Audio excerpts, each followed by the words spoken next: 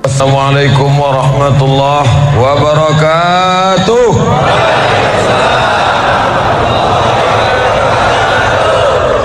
Kita bersyukur kepada Allah dengan mengucapkan Alhamdulillahi Rabbil Alamin.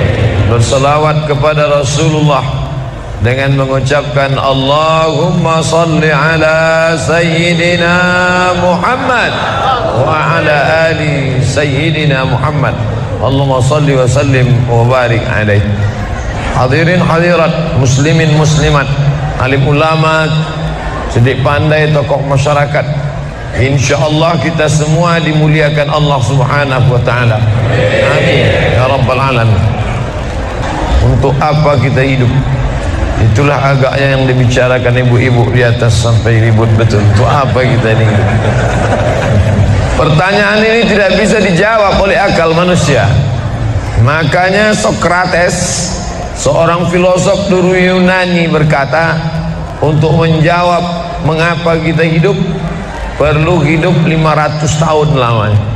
Tak cukup umur. Berpikir, untuk apa kita hidup?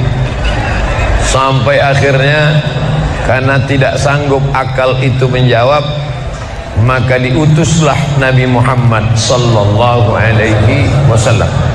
Mata saya hanya melihat apa yang ada dalam masjid ini saja. Saya tak tahu berapa banyak jamaah di luar. Maka karena mata ini terbatas, saya ini manusia yang lemah. Telinga juga hanya bisa mendengar apa yang dibicarakan sekeliling dan atas saja. Apa yang dibicarakan orang di luar sana saya tak tahu. Maka saya manusia yang lemah. Akal juga begitu, tidak bisa menangkap saya ini habis mati nanti mau kemana. Maka saya manusia lemah.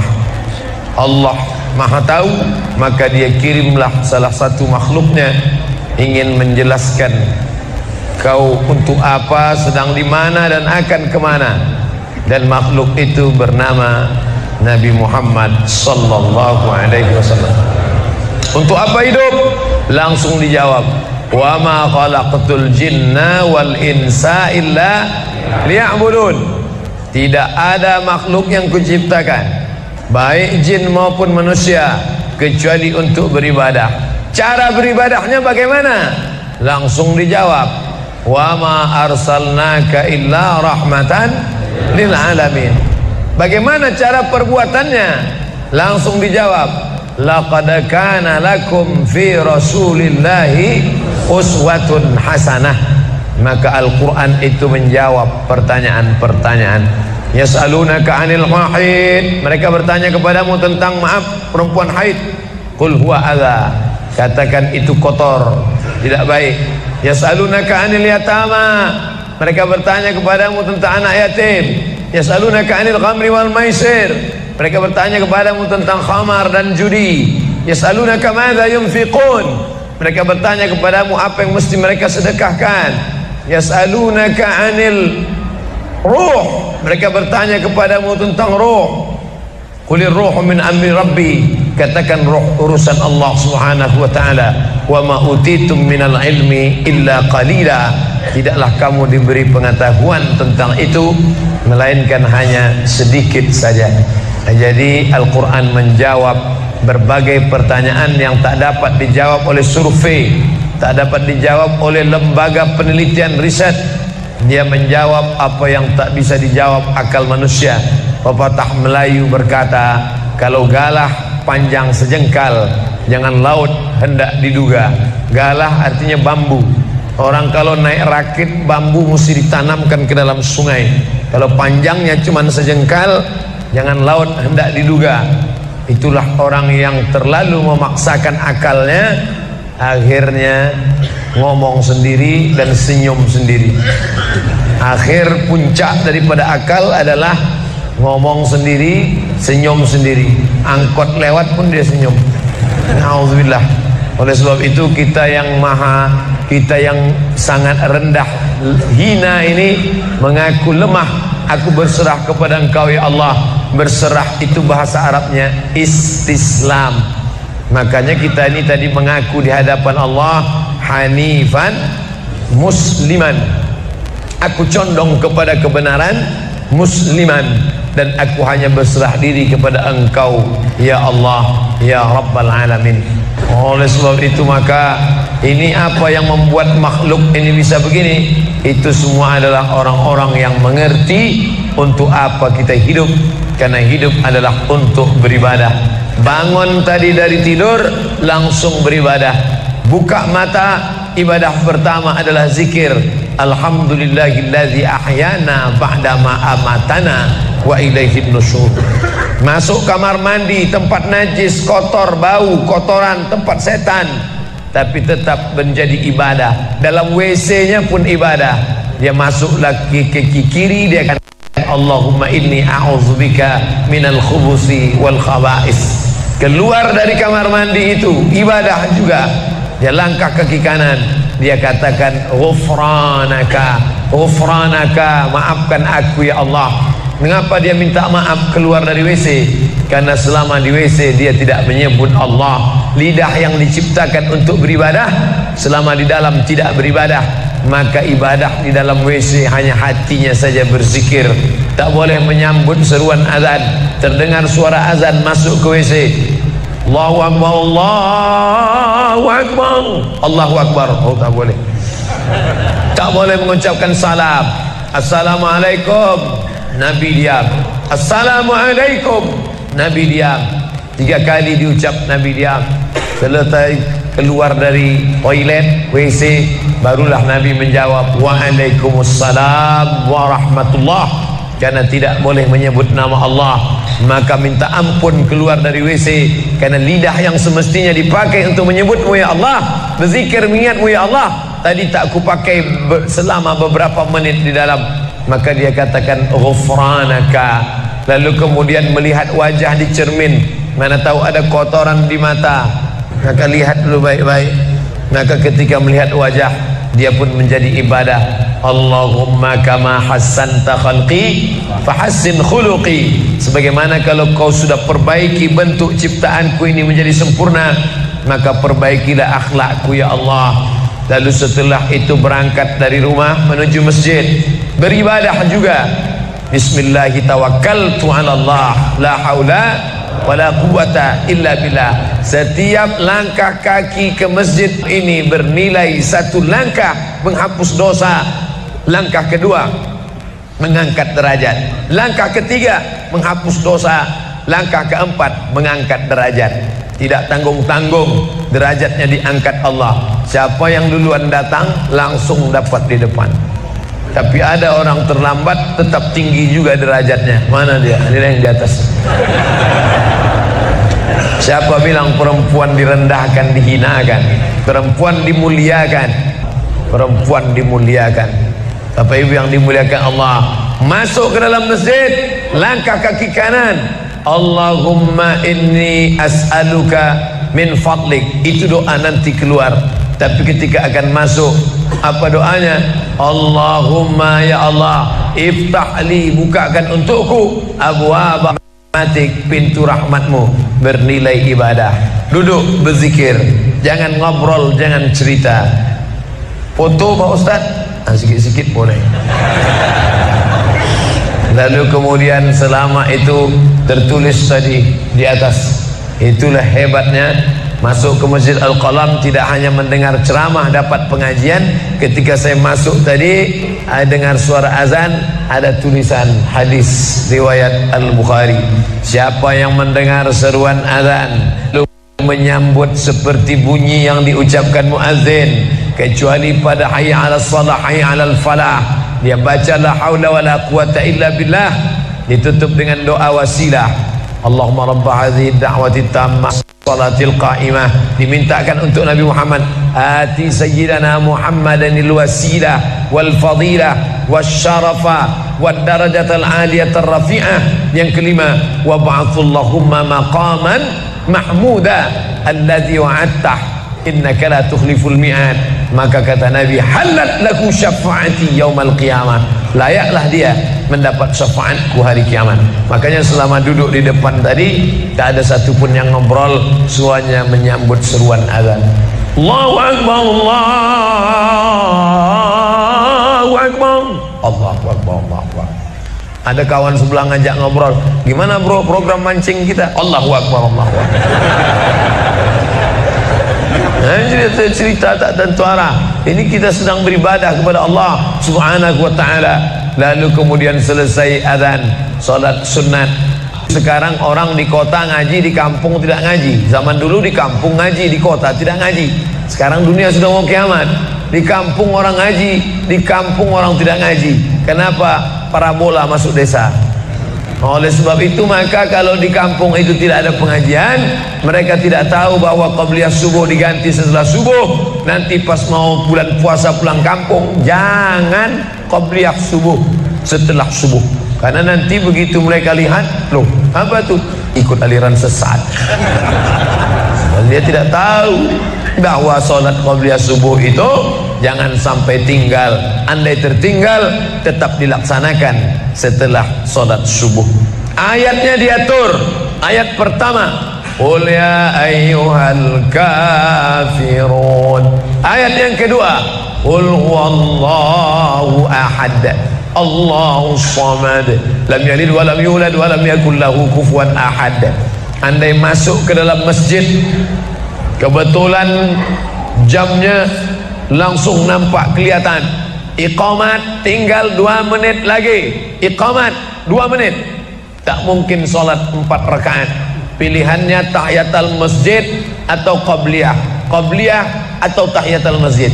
Kalau melaksanakan tahiyatul masjid tidak dapat qabliyah, tapi kalau melaksanakan qabliyah automatically dapat tahiyatul masjid.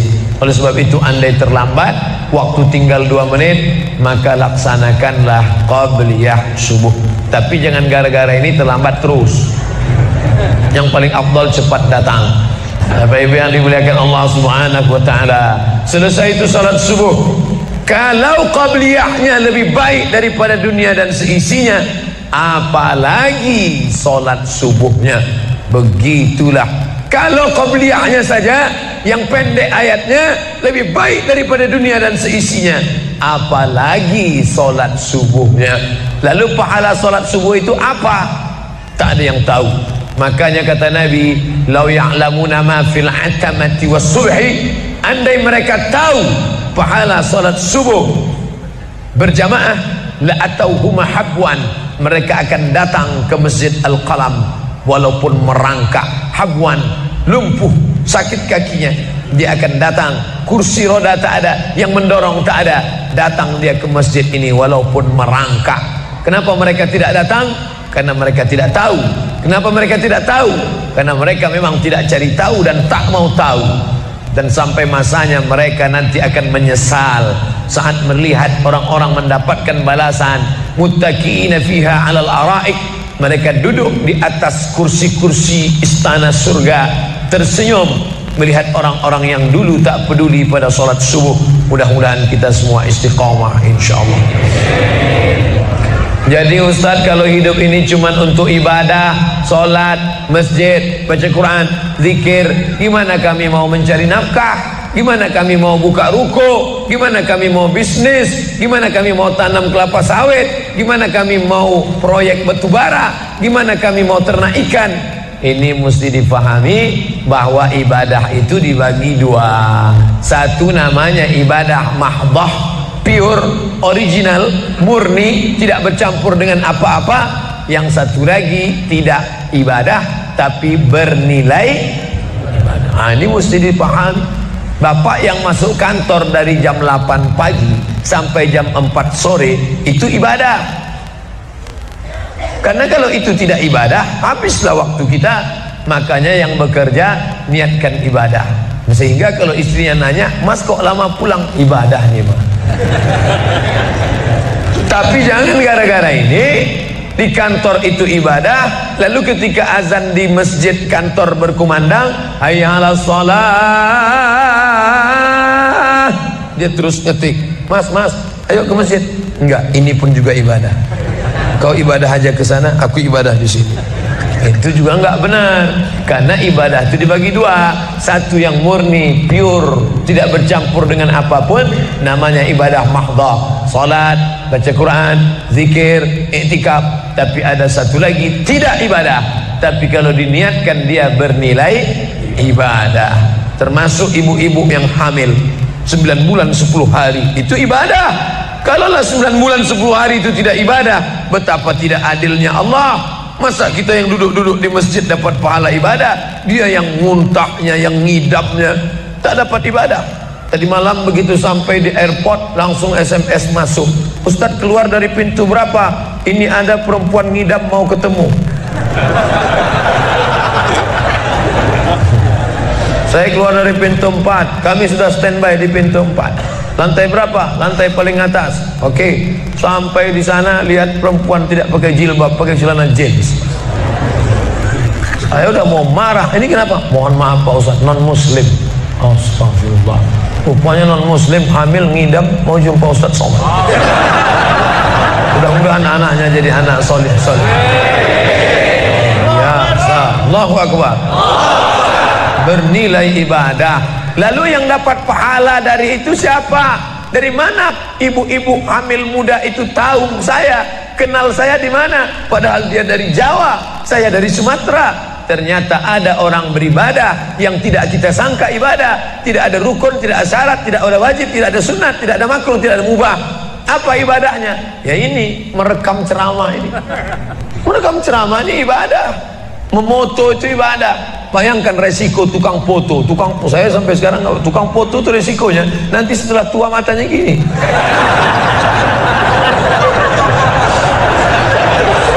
Tapi kalau mereka niatkan ikhlas untuk ibadah, maka insya Allah sehat walafiat. Ini sampai sekarang yang banyak moto-moto ustaz itu mana ada matanya tetap aja sehat. Kenapa? Karena diniatkannya untuk ibadah. Hidup ini kalau berniat ibadah tidak ada capeknya, tidak ada lelahnya. Kenapa? Karena mengharapkan balasan dari Allah. Ilahi anta maksudi wa ridhaka matlubi. Yang kumaksud hanya Engkau ya Allah, dan ridhamu lah yang kucari. Suatu ketika saya sampai di sebuah kabupaten kota.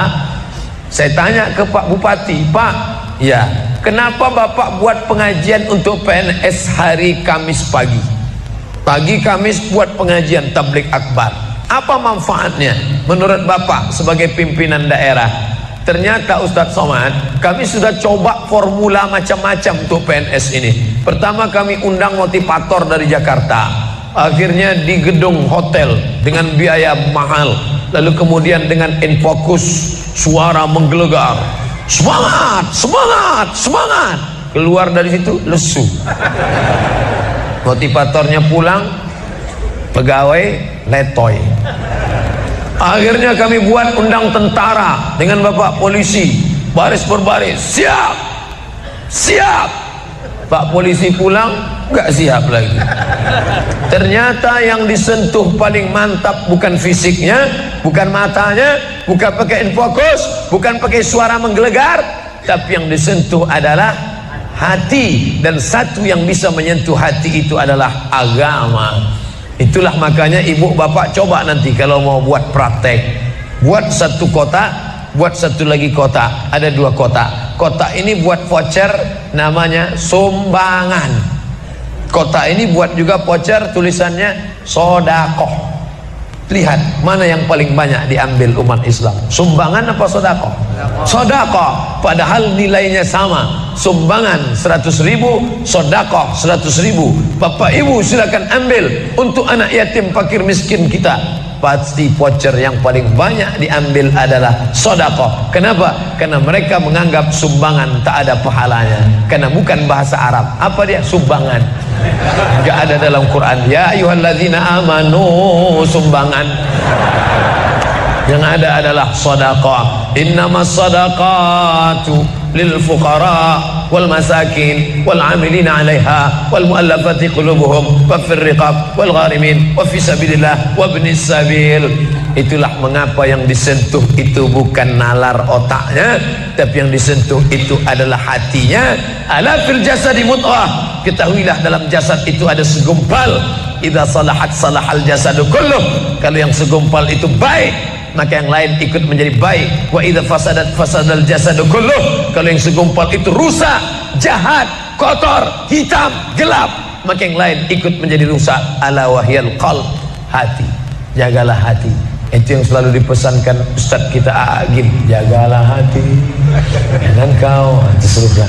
Bapak Ibu yang dimuliakan Allah, salah satu yang merusak manusia sekuler, membagi dua. Di masjid ibadah, di kantor tidak ibadah, fatal. Di masjid dianggap ibadah. Jangan heran kalau ada orang di masjid khusyuk, takut nengok ke atas, melihat hanya tempat sujud saja. Allahu Akbar, tidak mau lihat ke atas. Kenapa? Dia khusyuk. Tapi di kantor dia lebih setan daripada setan. Kenapa? Berasal dari pemahaman yang salah, karena dia sudah bagi dua. Di masjid ibadah, di kantor tidak ibadah. Bahkan yang lebih fatal, yang kotor-kotor di kantor bisa dibersihkan di masjid. Kotor. Akhirnya untuk membersihkannya pergi dia ke masjid. Laundry yang paling besar Masjidil Haram. Sampai di sana nangis di pintu Ka'bah. Ya Allah, dah selesai bersih. Enak aja. Bukan begitu ajaran Islam. Labbaik Allahumma labbaik, labbaik Allahumma labbaik. Apa kata malaikat? La labbaik wala sa'daik. Kau tidak dapat panggilan, kau tak dapat kebahagiaan, kau tak dapat haji mabrur, kau tak dapat surga. Zaduka haram, karena kau berangkat dengan uang haram. Oleh sebab itu pemahaman Islam mesti utuh. Semua adalah ibadah. Kalaulah gerak tidak ibadah, betapa menyakitkannya bapak-bapak polisi di jalan raya kena panas terik, padahal dia tidak ada penutup kepala di atas, berkeringat berpeluh. Mereka tetap merasakan itu sebagai ibadah. Tentara yang membela negara, angkatan laut di perbatasan sana, datang kapal-kapal perompak dari Thailand ingin mengambil ikan kita, tenggelamkan. Itu kalau tidak nilai ibadah, dia takut. Jangan-jangan sebelum kita tenggelamkan, kita duluan ditembaknya tenggelam. Maka itu mesti ada nilai ibadah di dalamnya. Itulah yang membangkitkan semangat jihad. Jamaah bertanya, Ustadz kemarin dari Jambi, terus kemudian terbang ke Miri, besok baru pulang ke Pekanbaru. Apa Ustadz? Saya lihat Ustadz dari tadi mengantuk saja. Iyalah, sampai tadi malam ke hotel jam 12, baru tidur jam 1 karena ada yang mau ditulis. Jam 3.30 sudah bangun ceramah. Tapi begitu berjumpa dengan jamaah orang ramai, bangkit semangat. Habis ceramah ini tanya jawab, semangat lagi. Habis itu baru lesu. Dan tidurnya itu pun ibadah. Bayangkan tidurnya itu ibadah. Itulah mengapa banyak orang pengajian sambil Ustadz menyindir ya? Tidak. Saya termasuk Ustadz yang tidak pandai menyindir. Saya termasuk Ustadz kalau dipesan request untuk menyindir, saya tidak pandai. Kenapa? Karena saya pernah menyindir orang. Ustadz, tolong Ustadz sindirkan, ini ada jamaah yang sudah sedekah tapi mengambil uangnya kembali. Siapa yang bersedekah mengambil uangnya kembali? Kal kalbil ladzi ya'udu ila qaihi, sama seperti anjing yang menjilat muntahnya kembali. Selesai pengajian, mohon maaf Pak Ustaz, yang disindir nggak datang. Sebab itu tak ada gunanya sindir menyindir. Kalau mau to the point, mana orangnya face to face, langsung saja tembak 12 pas gol. Bapak Ibu yang dimuliakan Allah, maka mesti dipahami dengan benar. Di Masjidil Haram ibadah, di rumah pun kau ibadah. Istri yang dari mulai pagi memasakkan suami, dibantu oleh pembantu membuatkan minuman, membesarkan anak, menyusukan anak 2 tahun lamanya, melahirkan, meregang nyawa ibu melahirkan anak, ibadah. Makanya kalau dia meninggal dunia saat melahirkan, matinya mati syahid. Saking senangnya suaminya mendapatkan seorang istri yang syahid, tak menangis dia. Begitu tegarnya bapak, tidak meneteskan air mata. Tidak Pak Ustaz, aku melepas seorang syahid, 3 syahid lagi siap menanti. Peace, damai. Biasanya ibu-ibu kalau bawa cerita ini, kalau gini pulang aja lah kita kan. Nah, bercanda, serius kan. Nah, tapi yang saya katakan tadi itu semuanya ibadah badan. Melangkah dari rumah, ibadah badan. Membukakan mata, ibadah badan. Mendengar ceramah, ibadah badan. Membaca Quran, ibadah badan. Berzikir, likulli sulama minkum sadaqah. Setiap tulang-tulang sendi ada sedekahnya. Subhanallah, subhanallah, subhanallah, subhanallah, subhanallah, subhanallah. Itu ibadah badan. Tapi ada bukan ibadah badan. Apa dia? Itulah yang 7 macam. Zakat, wakaf, infak, sedekah, wasiat, hibah, ghanimah. Itu ibadah harta. Mana yang lebih banyak? Ibadah harta apa ibadah badan? Ibadah badan. Kalau ibadah harta tak banyak. Zakat, wakaf, infak, sedekah, wasiat, hibah, ghanimah, rampasan perang. Tapi kalau ibadah badan, setiap gerak adalah ibadah. Makanya kita mesti bergerak. Likulli harakah barakah. Setiap ada gerak pasti ada berkah. Makanya tak boleh tidak bergerak. Air sumur kalau tidak ditimba, air itu akan busuk, butek, warnanya pun tidak ada seperti minyak di atas. Mata air mesti terus berganti. Darah harus tetap mengalir, jantung harus tetap berdetak.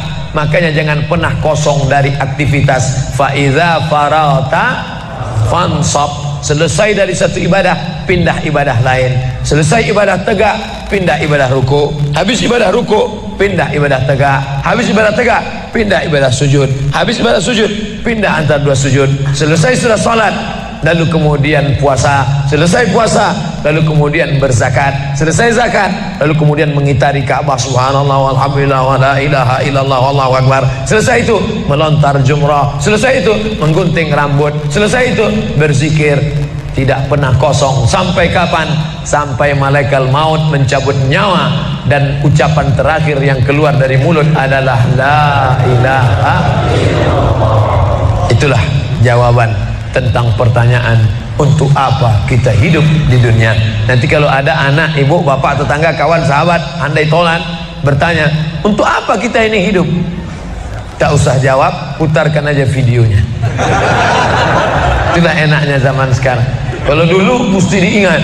Saya dulu pulang sholat Jumat, mak saya manggil, sini ya mak, ceritakan apa isi khutbah khotib tadi di masjid. Gini. Itulah awal saya ceramah. Jadi saya paham mengapa saya menjadi ceramah sekarang. Dan saya tidak pernah merasa menceramahi bapak ibu. Saya tidak pernah merasa mengguru-gurui. Saya hanya seperti seorang anak sedang bercerita pada ibunya saja. Tadi mak, kata khotib itu begini. Anak sekarang enggak. Apa kata khotib tadi? Ini MP3-nya mak. Bapak ibu yang dimuliakan Allah subhanahu wa ta'ala, ibu yang mendidik anak-anak ibu, ibadahnya luar biasa. Itulah mengapa ibu lebih tinggi derajatnya daripada laki-laki. Ilzam rijlaiha, kau urus tapak kakinya, fatammal jannah, kau dapati surga di sana. Di bawah tapak kakinya surga, al jannatu surga, tahta di bawah aqdam kaki al ummahat, ibu-ibu. Kenapa begitu? Karena ibadah dia yang luar biasa, tidak bisa dilakukan oleh laki-laki.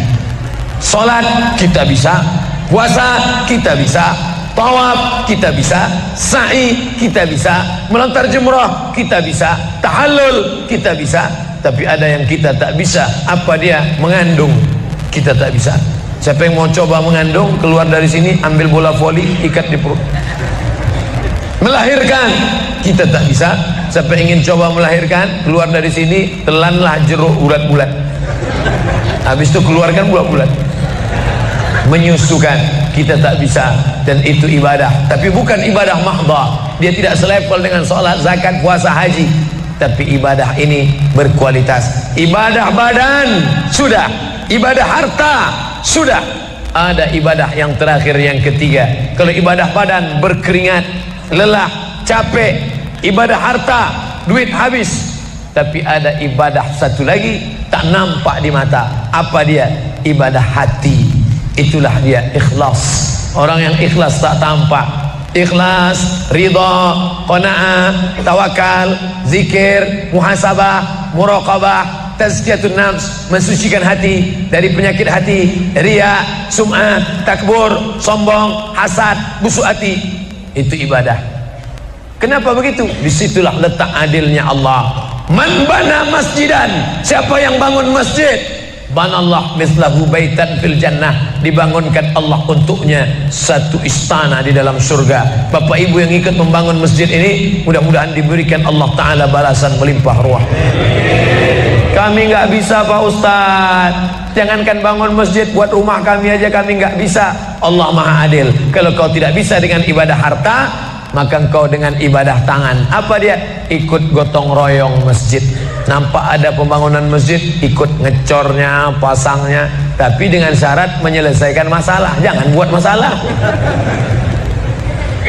Man shalla isnatai asyarata rakaat, siapa yang salat 12 rakaat fil yaumi wal lailah, sehari semalam, bunya lahu bihinna baitun fil jannah, dibangunkan untuknya satu istana di dalam surga. Sama macam orang yang bangun masjid, salat 12 rakaat. Kamu bisa bangun masjid? Bisa. Bagus. Kamu? Saya nggak bisa. Amal saya apa? Tenang, ada amal. Allah Maha Adil. Salat 12 rakaat, 2 rakaat sebelum subuh, 4 rakaat sebelum zuhur, 2 rakaat setelah zuhur, 2 rakaat setelah maghrib, 2 rakaat setelah isya. 12 rakaat. Saya nggak bisa Pak Ustadz, sedang terbaring di rumah sakit, kaki sakit, kepala sakit, hati sakit, jantung sakit. Stop, jangan lanjutkan. Aku tak sampai hati mendengar penderitaan. Jadi amal saya apa Pak Ustadz? Ada satu amalmu. Apa dia? Ridha, menerima takdir Allah Subhanahu wa ta'ala. Sakit Pak? Tidak. Kenapa? Sakitku hilangkan hatiku ridha. Man lam yasbir bi balai, siapa yang tak sabar dengan bala ujianku, walam yarda bi qada'i, yang tak ridha dengan takdirku, falyatlub rabban siwaya, carilah Tuhan selain aku. Kau sabar, kau ridha menerima itu. Apa balasannya? Lebih hebat daripada balasan orang yang bangun masjid, lebih besar daripada balasan 12 rakaat salat. Innama yuwaffas sabiruna ajrahum bighairi hisab. Orang yang sabar itu balasannya bighairi hisab, tak dapat dihitung, tak dapat dikira, unlimited. Begitulah Allah Maha Adil. Untuk apa kita hidup? Hidup untuk beribadah. Ibadah apa yang kita lakukan? Ibadah badan, ibadah harta, ibadah hati. Yang sudah melaksanakan tiga-tiganya, alhamdulillah. Yang baru melaksanakan satu, tambah. Yang satu pun belum, innalillah. Ini masjid ini asli swadaya Pak Ustaz. Lama membangunnya Pak? Enggak lama, sebentar saja. Sebentar saja, sekejap langsung terkumpul 7,6 miliar uang. 7,6 M. Itu kalau dibelikan cendol berenang gitu. Bayangkan itu. Bisa terkumpul masyarakat. Padahal ibadah yang paling berat, ibadah harta inilah. Banyak orang kalau diajak iktikaf, banyak. Ayo kita iktikaf, ramai. Ayo kita zikir ke az-zikra, ramai. Tapi ada ibadah yang berat. Apa dia? Ibadah harta. Banyak orang ketika diajak muhasabah zikir malam, ya Allah, banyak dosa kami ya Allah, tapi dia susah menangis, meneteskan air mata. Tapi begitu lewat kota infak, memang menangis. Tak sampai hati melihat Bung Karno keluar dari dompet. Lewat kotak sodako infak, lama membuka dompet mencari Patimura. Nauzubillah. Mudah-mudahan kita tak termasuk golongan yang bakhil ini. Kenapa? Karena setan selalu asyaitan, setan ya'idukumul faqra, membisikkan kepakiran. Jangan beri, jangan beri, jangan beri, nanti kau susah, nanti anak kau tak makan, nanti kau dikeluarkan kerja, kau makan apa, nanti kau mau beli rumah, nanti kau mau beli tanah, nanti kau mau beli mobil, nanti kau mau beli cincin, nanti kau mau beli kamera, nanti kau mau ganti HP, uangmu tak ada. Setan selalu berbisik-bisik. Lawan setan itu. Qul a'udzu birabbinas, malikin nas, ilahin nas, min syarril waswasil khannas, alladzi yuwaswisu fi sudurin nas, minal jinnati wan nas. Hanya saja Kalau yang berbisik itu setan, kita baca ayat kursi, insya Allah dia kabur. Ini yang berbisik ini kawan kita. Kita bacakan ayat kursi, hafal pula dia dari kita lagi. Tapi tak apa-apa, tetap aja bacakan. Allahu la ilaha illa huwal hayyul qayyum la ta'khudhuhu sinatun wa la naum. Hembuskan ke wajahnya. Bapak Ibu yang dimuliakan Allah, setelah ibadah 3 ini kita lakukan, ibadah badan sudah, sholat subuh sampai melimpah ruah ke belakang. Saya dengar suara hati tadi, lapor, tenda sudah penuh, sudah melimpah ke jalan. Masya Allah. Ibadah harta sudah 7,6 M. Ibadah hati sudah, sabar, ridha, qanaah, tawakal. Tapi jangan lupa, datang merusak yang 3 ini, perkelahian, merusak ukhuwah Islamiyah. Masjid yang besar kalau sudah kelahi di dalamnya, tinggal kelahi, tak lagi ada persatuan. Masuk masjid bukan baca doa pintu masuk masjid, malah masuk masjid ngelihat kira-kira dia di mana ya. Oh dia di sana, gua di sini lah. Oh di sini, dia di sini. Sampai akhirnya suatu hari terlambat, lupa ngelihat. Allahu Akbar, rupanya dia di samping. Jangan kelahi. Wa'tasimu bihablillah, berpegang teguhlah dengan tali Allah. Tali Allah itu apa? Al-Quran dan Sunnah. Apalagi ulama, gak ngerti Quran, gak ngerti Sunnah, tanya ulama. Al-ulama warasatul anbiya. Wa'tasimu bihablillah, berpegang teguh dengan tali Allah. Wala tafarraqu, jangan berpecah belah. Coba lihat bunyi ayatnya. Andai ayat itu sampai bihablillah titik sudah cukup. Berpegang teguhlah dengan cara tali Allah, cukup. Mengapa ujungnya tetap ditutup? Wala tafarraqu, jangan berpecah belah. Karena banyak orang yang sudah baca Quran, sudah sholat, sudah puasa sunat, tapi hatinya pecah bercabang. Galah patah boleh disambung, kaca retak boleh direkat, hati rusak kemana obat akan dicari. Oleh sebab itu kalau ada fitnah-fitnah, tabayun, klarifikasi, jangan su'uzan, ijtanibu katsiran minaz-zan. Kepengurusan masyarakat, jamaah, sayang kebersamaan rusak. Gara-gara apa? Gara-gara nila setitik rusak susu sebelanga. Gara-gara api di dalam sekam, ada kulit padi bertimbun, di dalamnya itu ada setitik api, tiba-tiba api menyala, akhirnya semua menjadi abu, dan abu dihembus angin, tak berkesan sama sekali. Hilang 3 ibadah. Ibadah badan hilang, ibadah harta hilang, ibadah hati hilang. Gara-gara apa? Berkelahi. Ingat, setan tak pernah berhenti. Inna syaitan, setan ya'isa an ya'budahul musallun. Setan kalau sudah melihat orang sholat, dia tidak lagi goda mereka untuk menyembah, sembahlah aku, sembahlah aku, sembahlah aku, sembahlah aku. Tidak. Tapi apa yang dia lakukan? Walakin fit tahrish, menanamkan permusuhan ke dalam hati orang yang sholat. Maka jaga ini, jangan kita bertengkar gara-gara masalah khilafiyah. Saya kalau jadi imam di masjid dekat rumah saya jadi imam, saya baca kunut. Dan imam-imam dekat rumah saya itu saya pesan harus baca kunut, karena saya berpegang mazhab Syafi'i. Tapi ketika sholat di Masjid Al-Qalam, saya tidak tahu jamaah di sini pakai kunut apa tidak. Saya tidak ingin merusak kebiasaan mereka. Mana tahu mereka ikut mazhab Hambali, mana tahu mereka Muhammadiyah, saya tidak tahu. Maka ketika diminta jadi imam, Ustaz jadi imam, batuk.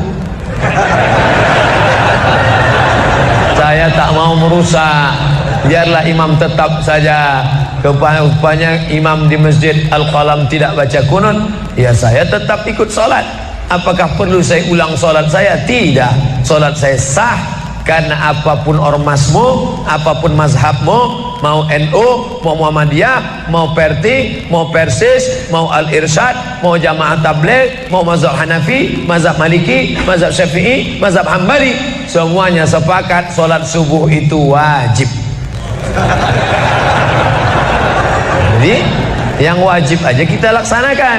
Adapun perbedaan teknisnya, yang satu pakai usolli, yang satu nggak pakai usolli, yang satu ngangkat tangannya ke telinga, yang satu ngangkat tangannya ke bahu, yang satu bismillahnya jahar, yang satu bismillahnya sir, yang satu ayatnya panjang, yang satu ayatnya pendek, yang satu pas mau turun sujud tangan duluan, yang satu lutut duluan, yang satu duduknya tapak kakinya duduk di tapak kaki kiri, yang satu duduknya langsung pantatnya ke lantai, yang satu telunjuknya ngangkat sekali, yang satu berkali-kali.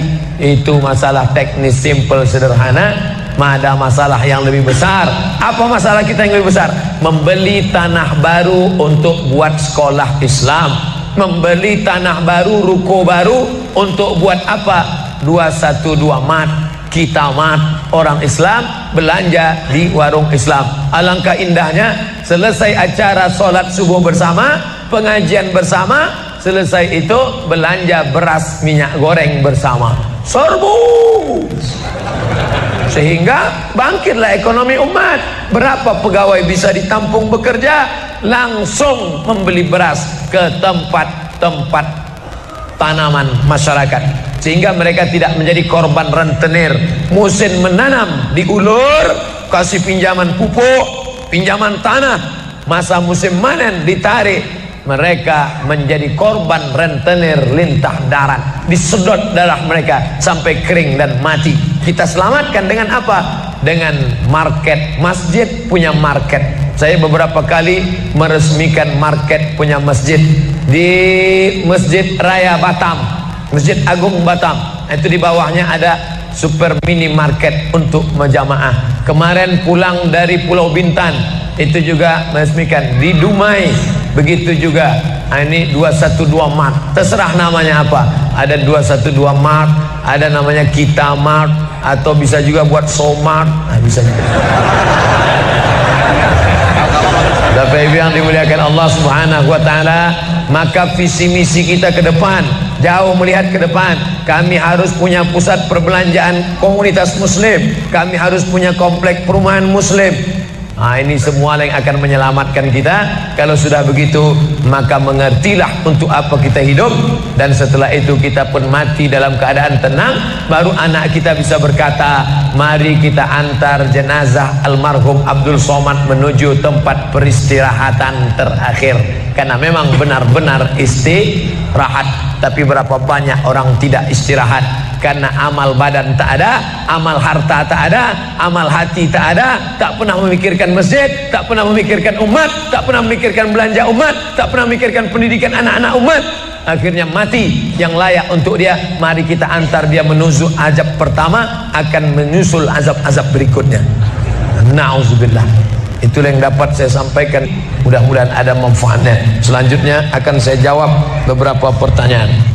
Bagaimana kalau suami istri kerja, anak-anaknya dititipkan ke orang tua, apakah suami istri ini zalim? Ya, zalim.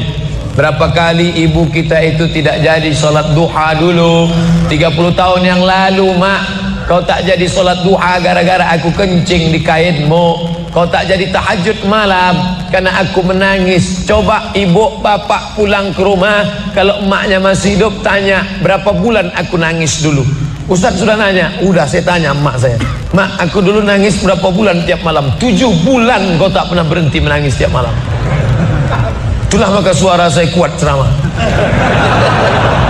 7 bulan, asal sudah jam 6 sore kau gas sampai azan subuh. Ganti-gantian kami mengendong.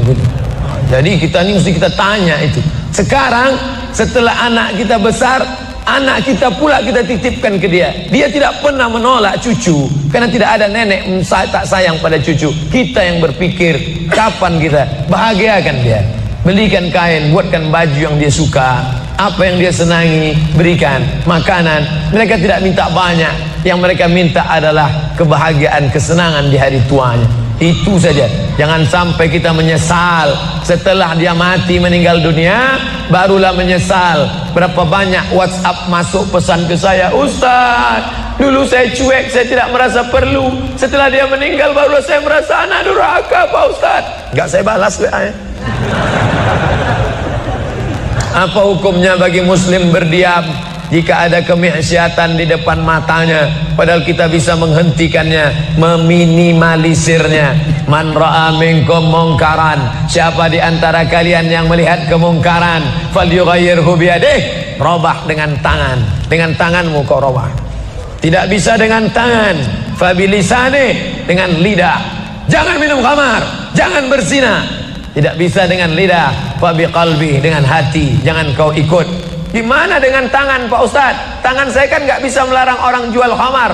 Buatkan perda, peraturan daerah, tidak boleh jual khamar. Wah, ini anti kebinekaan. Banyak orang lain mau minum khamar.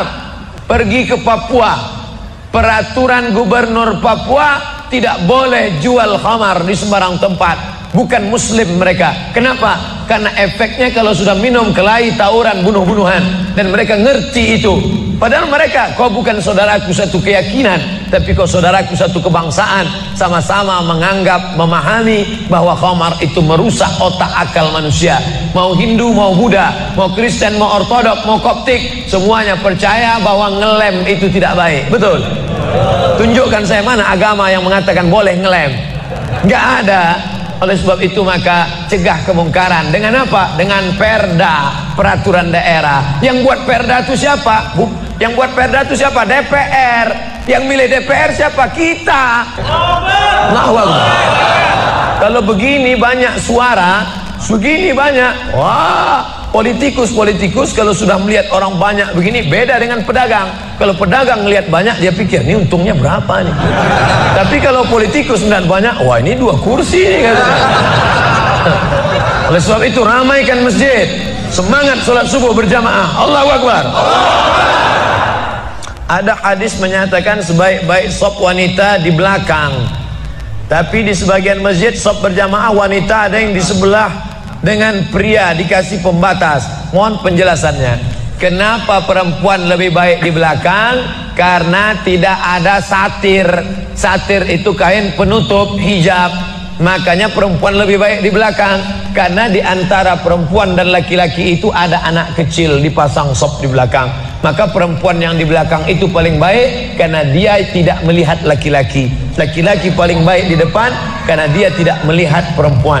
Sedangkan kalau ada temboknya, ada dindingnya, ada kainnya, bisa dibuat di samping Masjid Istiqlal, itu dibuat di samping kiri atau di atas. Masjid Hasan II di Casablanca, Maroko, itu dibuat di atas. Jadi yang menjadi ilat sebab hukum dalam hadis itu bukan depan belakangnya, tapi dinding pembatasnya. Maka ada pembatas. Masjid ini sudah baik, bisa dibuat di atas, bisa dibuat di samping, dan kalau jamaah tidak banyak, dibuat di belakang, dibuat dengan tirai. Tirainya penutup sampai ke kepala. Karena ada juga tirai saya lihat hanya sampai ke pinggang. Itu nggak ada gunanya. Karena orang tetap bisa melihat. Ini masalah melihat. Kalau ada orang tua melarang menikah anak perempuannya, padahal sudah dikehendaki laki-laki yang soleh, bagaimana Pak Ustadz? Ini yang nulis pasti laki-laki soleh. Idza ja'akum man tardawna dinahu, kalau datang ke rumah kamu laki-laki, agamanya baik, akhlaknya baik, fazawwijuhu, nikahkan dia. Kalau tidak kamu nikahkan, takun fitnatun fil ardi, akan terjadi fitnah yang besar, wa fasadun arid, kerusakan yang sangat luas. Apa dia? Kalau nikah mahal, maka zina murah. Na'udzubillah. Datang anak soleh ke rumahmu, menikah, ingin nikahi anakmu, tapi hadis ini ditujukan kepada para wali. Wali itu 6: ayah, kakek, abang, adik, abang ayah, kakak ayah, adik ayah. Mereka lah yang berkuasa. Ini kenapa bisa perempuan? Perempuan tidak mengambil keputusan. Laki-laki meminta pendapat perempuan. Mama, gimana kalau anak kita ini dipinang si Anu, kita terima ya? Jangan. Aku tidak mau. Dia cuma pakai CB 100. Oleh sebab itu kau pandang dunia. Kalau kau pandang dunia, akhirat belum tentu dapat. Tapi kalau kau pandang akhirat, maka dunia akan bersimpuh di bawah tapak kakimu. Berapa banyak dulu laki-laki menikah susah. Ustadz Somad, kami dulu pertama menikah susah, makan sekali sehari, tempatnya pun tak ada. ketika kami itu numpang, kalau kami bertamu ke rumah orang, orang tidak buka pintu karena dianggapnya kami akan minjam beras. Tapi hari ini luar biasa, punya hotel, perusahaan, karir, megah, mewah. Yang dulu sepele, jangan pernah menyepelekan orang, karena yang memberikan rezeki Allah. Innama amruhu idza arada syai'an ayaqula lahu kun. Ayah ibu saya sudah meninggal, Allahumma firlaha warhamha wa'afiha wa'fu anha. Amalan apa yang sebaiknya saya lakukan agar tetap berhati kepada ibu, berbakti pada ibu saya? Ibu saya semoga masuk surga, amin. Yang pertama doa. Apa doanya? Rabbil firli wali walidayya warhamhuma kama rabbayani saghira. Allahumma firlaha warhamha wa'afiha wa'fu anha. Ya, nggak bisa bahasa Arab Pak Ustaz, bahasa Indonesia. Ya Allah, jauhkan emakku dari neraka jahanam, berikan dia kebaikan, jadikan kuburnya salah satu dari taman surgamu, jangan jadikan kuburnya salah satu lubang nerakamu, berikan dia ketenangan ya Allah, ampunkan segala silap salah dosanya ya Allah. Yang pertama. Yang kedua, baca Quran. Wa in khatimul Quran, yang paling afdal dibaca khatam Quran, satu khatam. Untuk almarhumah emakku, aku hadiahkan pahala bacaan Quran sekhatam. Kalau tidak bisa satu khatam, bacakan Yasin, hatinya Quran. Kalau tidak baca Yasin, jurus terakhir Ummul Quran Al-Fatihah. Al-Fatihah pun tak bisa, mati aja lah. Yang ketiga, sedekah. Saat sayang betul dengan emaknya, lalu emaknya meninggal dunia, dia datang melapor kepada Nabi, ya Rasulullah, ummi matat, emakku sudah meninggal dunia, apa atasaddaqu anha, kalau aku bersedekah, apakah sedekahnya sampai ke almarhumah emakku? Kata Nabi, tasaddaq, bersedekahlah. Ayyu sadaqatu afdal, apa sedekah yang paling afdal? Kata Nabi, saqiyul ma, memberi air minum. Yang paling afdal adalah memberi air minum, karena di jazirah Arab susah membuat sumur bor, sedekah air minum. Tapi masjid kita sudah diapit 2 danau, sampai-sampai nama masjid ini pun Masjid Al-Danau, Al-Kolam. Diapit 2 kolam. Nah, oleh sebab itu jangan lagi sedekah air. Sedekah apa? Sedekah AC, sedekah kipas angin, sedekah mikrofon, sedekah kamera, sedekah CCTV, maka insya Allah mengalir pada almarhumah. Yang pertama doa, yang kedua baca Quran, yang ketiga sedekah, yang keempat kurban. Nanti mau hari raya kurban, ini 1 kambing untuk almarhumah emakku. Yang kelima haji, kalau dia dulu belum haji, badal hajikan. Yang keenam puasa, mana tahu dulu ada puasanya, tinggal kita laksanakan puasa. Man mata, siapa yang mati, wa alaihi siyamun, punya utang puasa, shoma anhu waliyuhu, maka ahli warisnya melaksanakan puasa untuknya. Bolehkah di sujud akhir kita berdoa dengan doa yang ada dalam Quran? Aqrabu ma yakunul abdu min rabbih wa huwa sajid. Seorang hamba paling dekat dengan Allah bukan di Makkah. Saya merasa dekat betul dengan Allah ketika di Ka'bah Pak Ustaz. Lalu bagaimana dengan orang miskin yang tak punya duit untuk ke Makkah? Maka orang paling dekat dengan Allah wa huwa sajid, waktu sujud terakhir. Fa'kthiru fihi doa, perbanyaklah doa di sujud terakhir, tapi jangan bahasa Indonesia. Karena kalau dia ucapkan ya Allah tolong aku, batal salatnya. Pakai bahasa Arab. Kalau nggak bisa bahasa Arab, dalam hati saja. Berapa lama sujud terakhir itu? Sampai Sayyidatuna Aisyah mencubit tangan Nabi dari balik kain. Selesai solat, Nabi tanya, Aisyah, kenapa kau cubit tanganku tadi? Kata Aisyah, kusangka kau sudah sakratul maut ya Rasulullah. Saking panjangnya doa Nabi. Sementara kita yang belum ada apa-apanya, yang status belum jelas, tepat betul sujudnya, macam stempel kertas. Kenapa cepat betul sujud? Sujudlah lama. Bagus sujud lama, membantu turunnya darah menyembur dari jantung ke otak. Karena kalau oksigen kurang bisa kena stroke ringan. Sujud lama-lama, bernapas, jangan tahan napas, bernapas. Itu maka karpet jangan bau. Itu maka tak boleh tidur telungkup di masjid. Tidur telungkup ngences pas tempat orang sujud. Bangkit sujud pitam pingsan mak. Nah, ini penting. Lalu kemudian kalau dibaca dalam doa sujud itu ayat Quran boleh? Tak boleh. Karena Quran itu tinggi, sedangkan sujud itu rendah. Tak boleh yang tinggi diletakkan di rendah. Tapi kalau doa boleh. Begitu juga dengan perempuan halangan, tak boleh baca Quran. Tapi kalau ayat Quran itu doa, boleh. Contoh, subhanalladzi sakhkhara lana hadza wa ma kunna lahu muqrinin wa inna ila rabbina lamunqalibun. Itu kan ayat Quran, tapi ketika dibaca naik kendaraan, boleh. Maka kalau ayat Quran bunyinya doa, boleh. Mana? Rabbana atina fid dunya hasanah wa fil akhirati hasanah wa qina adzabannar. Itu doa, boleh dibaca. Allahu akbar. Terima kasih segala perhatian. Mohon maaf segala kekhilafan. Minta ampun kepada Allah, beristighfar, membaca Al-Fatihah, lalu kita berdoa. Astaghfirullahalazim, astaghfirullahalazim, astaghfirullahalazim alladzi la ilaha illa huwal hayyul qayyum wa atubu ilaih. Ala hadhihi niyyah wa kulli niyatin salihah. Al-Fatihah. أعوذ بالله من الشيطان الرجيم بسم الله الرحمن الرحيم الحمد لله رب العالمين الرحمن الرحيم مالك يوم الدين إياك نعبد وإياك نستعين اهدنا الصراط المستقيم صراط الذين أنعمت عليهم غير المغضوب عليهم ولا الضالين آمين. Allahumma inna nas'aluka salamatan fid din. Berikan kami keselamatan dalam akidah agama anak-anak kami ya Allah. Wa afiatan fil jasad. Sehatkan badan kami supaya kami beribadah dengan baik ya Allah. Wa ziyadatan fil ilm. Tambahkan ilmu kami supaya benar ibadah kami, jauh daripada bid'ah ya Allah. Wa barakatan fir rizq. Berikan berkah rezeki kami supaya bisa kami membangun masjid, berinfak, berzakat, bersedekah ya Allah. Wa taubatan qablal maut. Beri kami taubat sebelum mati ya Allah. Wa rahmatan indal maut. Curahkan rahmat ketika kami menghadapi mati ya Allah. Wa maghfiratan ba'dal maut.